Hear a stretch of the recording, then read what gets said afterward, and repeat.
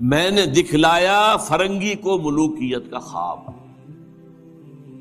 فرنگی western imperialism, ملوکیت کا خواب، دنیا فتح کرو، کولونائز کرو. یہ تو پہلا خواب تھا، لیکن اس کے بعد انہوں نے اس سے بہتر خواب دیکھ لیا ہے کہ خامخواہ جا کر آکوپائی کرنے سے کیا فائدہ ہے.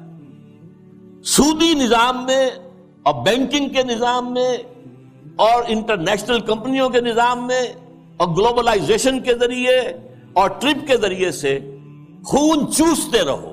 وہ رہے اپنی اپنی جگہ پر، ہم وہاں جا کر ان پر حملہ کریں گے، انہیں فتح کریں گے تو رد عمل بھی تو پیدا ہوگا نا، خون ریزی بھی تو ہوگی. وہ کوشش بھی کرتے رہیں گے کہ وہ آزادی حاصل کریں، ہمیں ماریں گے.